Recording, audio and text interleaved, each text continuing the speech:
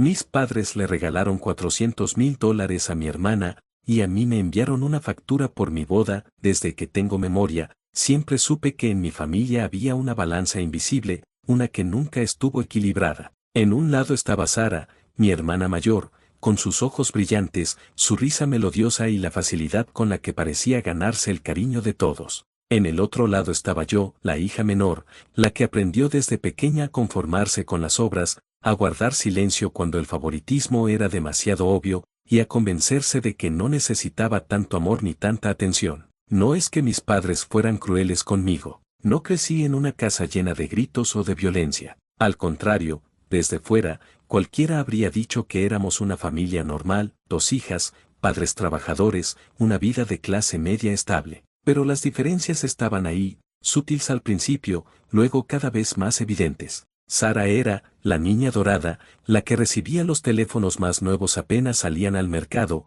la que usaba ropa de marca mientras yo heredaba lo que ella dejaba atrás, la que tenía libertad para equivocarse porque, según mis padres, ella estaba destinada a grandes cosas. Yo, en cambio, aprendí pronto que si quería algo extra, un abrigo bonito, unas zapatillas que estuvieran de moda, incluso un simple celular propio, tendría que ganármelo por mi cuenta. A los 16 ya trabajaba en empleos de medio tiempo, camarera en una cafetería, dependienta en una librería local, niñera para los vecinos. Recuerdo volver a casa agotada, contando las propinas con una mezcla de orgullo y tristeza, mientras veía a Sara recostada en el sofá, riendo por teléfono con sus amigas, sin preocuparse de nada más que de qué vestido usaría en la próxima fiesta. No me quejaba, o al menos no en voz alta. Mi lógica era simple, mis padres no estaban obligados a darme más de lo básico, y si yo quería independencia, debía forjarla por mis propios medios. Aprendí a valorar cada dólar ahorrado,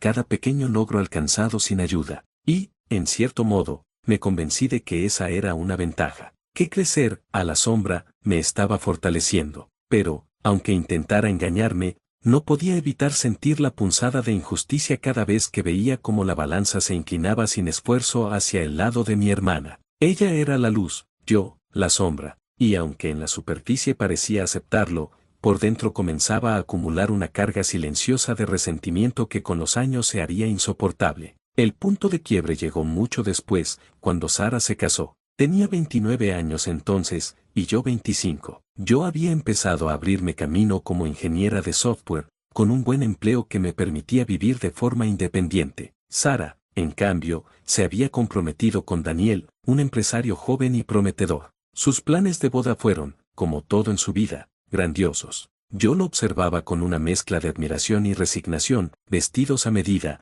flores que parecían sacadas de una película, un banquete para cientos de invitados. Pero lo que realmente me golpeó no fue el lujo en sí, sino el regalo de mis padres, $400,000. Sí, 400,000. Lo suficiente para que Sara y Daniel compraran una casa espectacular en un barrio exclusivo, con jardín, piscina y una cocina que parecía sacada de una revista. Cuando escuché la cifra, sentí que el aire me faltaba. Y sin embargo, no lloré ni me quejé. Me forcé a sonreír, a felicitarla de corazón. Después de todo, ¿qué podía decir? ¿Que yo también merecía algo así? ¿Que yo también era su hija? Mis padres no me habían dado ni la 10ª parte en toda mi vida, pero me repetí, como un mantra, que no debía esperar nada, que lo importante era mi independencia. Al final, convencí a todos, incluso a mí misma, de que estaba genuinamente feliz por ella, y en cierto modo lo estaba, porque a pesar de todo, la quería. Era mi hermana. Lo que no sabía era que esa balanza injusta,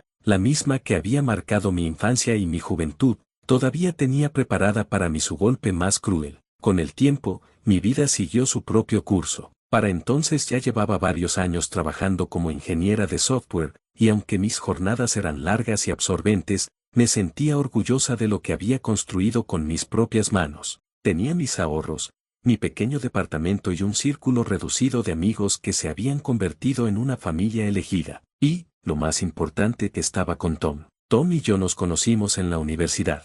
No fue un romance repentino de esos que arden y se apagan, lo nuestro fue una chispa que creció con paciencia, como una hoguera que se alimenta con cuidado hasta convertirse en algo sólido. Me gustaba su calma, su sentido del humor, la manera en que escuchaba antes de responder. Con él, Todo parecía más simple, más verdadero. Cuando me propuso matrimonio, no hubo lujos ni escenarios preparados para Instagram. Fue en nuestro balcón, una tarde cualquiera, con 2 copas de vino barato y la ciudad extendiéndose frente a nosotros. Sacó el anillo con las manos temblorosas y yo no pude hacer otra cosa que reír y llorar al mismo tiempo. Acepté sin dudar. Comenzamos a planear la boda con la misma filosofía que había guiado nuestra relación, sin ostentaciones innecesarias. Queríamos algo íntimo, elegante pero modesto. Hicimos un presupuesto de $36,000. Nada comparado con la boda de Sara, pero suficiente para celebrar nuestro amor sin vaciar nuestros bolsillos. Lo más sorprendente ocurrió unas semanas después,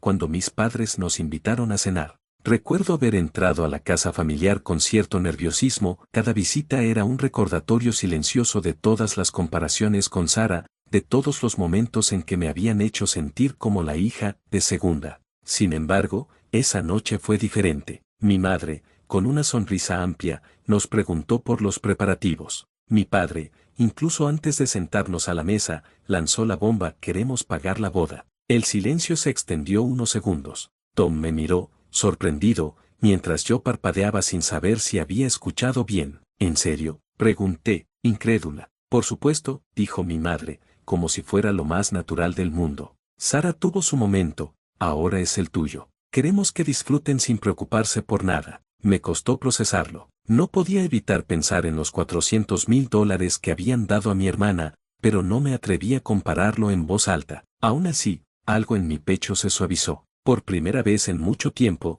sentí que me estaban mirando de frente, que reconocían mi vida, mis logros, mi felicidad.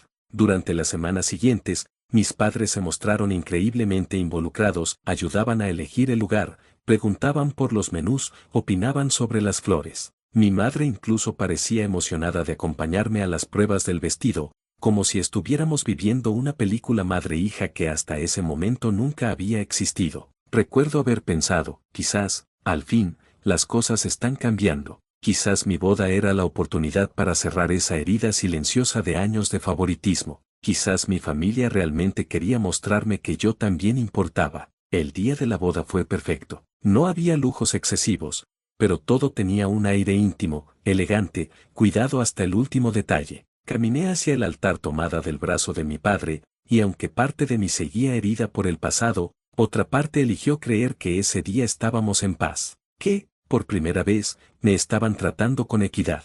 Los discursos fueron emotivos, bailamos, reímos, brindamos, y mientras Tom me abrazaba, jurándome que ese sería el inicio de una vida libre de las sombras de mi familia, pensé que quizá el dolor del pasado había valido la pena para llegar hasta ahí. No sabía que aquella ilusión se derrumbaría tan rápido. La luna de miel fue corta pero maravillosa, 3 días en una cabaña cerca del lago, rodeados de montañas y silencio. Era justo lo que Tom y yo queríamos: desconectarnos del ruido, de los mensajes, de los compromisos. Reíamos mucho, cocinábamos juntos, soñábamos con el futuro. Yo volvía a casa convencida de que todo había salido perfecto. Una mañana, mientras desempacaba, vi que había un sobre en el buzón con el membrete del negocio de mi padre. Lo tomé con curiosidad. Quizás era una felicitación tardía, pensé. Lo abrí sin darle demasiada importancia. Y entonces lo vi. No era una carta, no eran felicitaciones. Era una factura. El encabezado decía: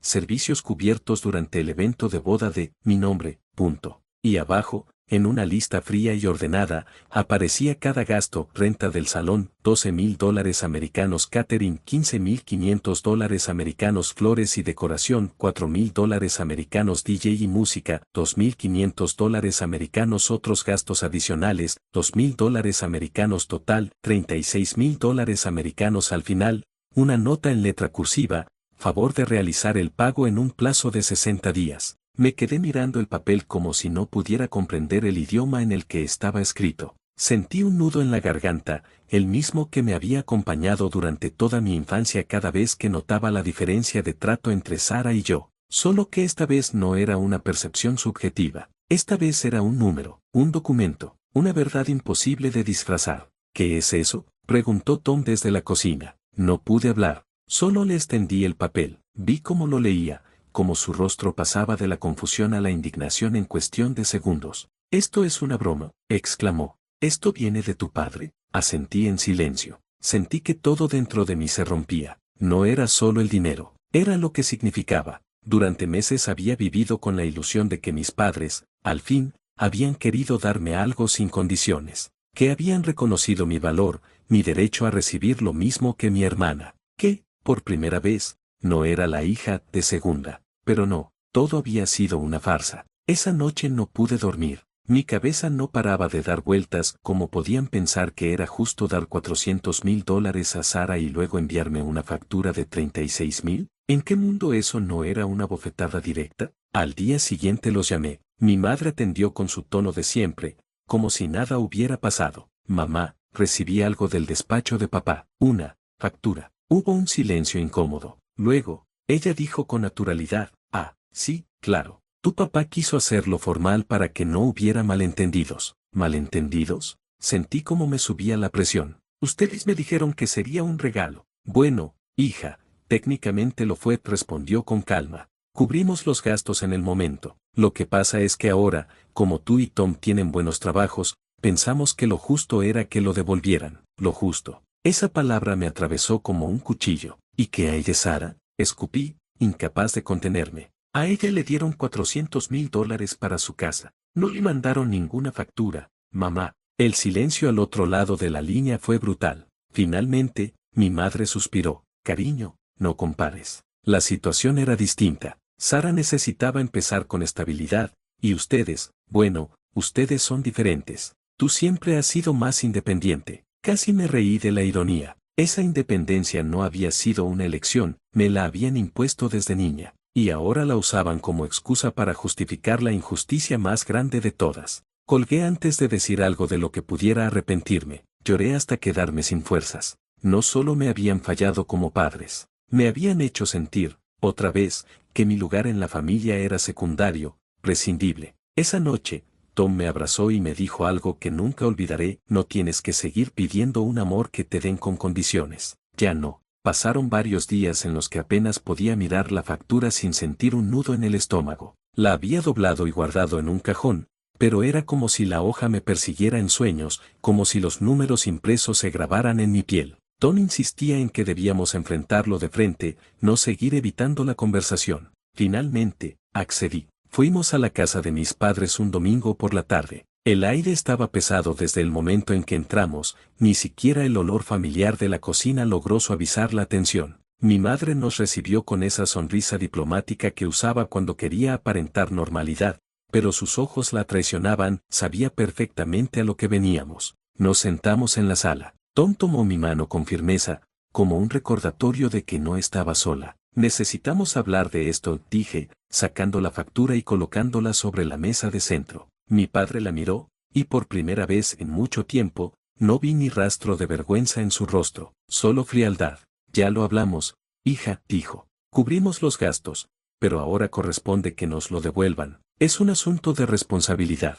¿Responsabilidad?, repliqué con la voz quebrada. Responsabilidad es pagar por mi propia boda mientras le regalaron una fortuna a Sara. No fue un regalo, intervino mi madre rápidamente. Fue una inversión en su futuro. Cerré los ojos unos segundos para no perder el control. ¿Y yo? ¿Qué soy yo para ustedes? Un gasto que hay que cobrar, una inversión que nunca valió la pena. La sala se quedó en silencio. Ni siquiera el tic-tac del reloj parecía atreverse a sonar. Finalmente, mi padre se acomodó en su sillón y habló con esa voz firme que había marcado toda mi infancia. Sara siempre necesitó más ayuda. Tú no. Siempre fuiste capaz de arreglártela sola. Y ahí estaba otra vez. El mismo argumento de siempre. El disfraz perfecto para un favoritismo que me había perseguido toda la vida. Respiré hondo, sentí la mano de Tom apretando la mía y comprendí que ese era el momento de tomar una decisión. Pues ya no más, dije al fin, con una calma que ni yo esperaba. No voy a pagar esta factura, no porque no pueda,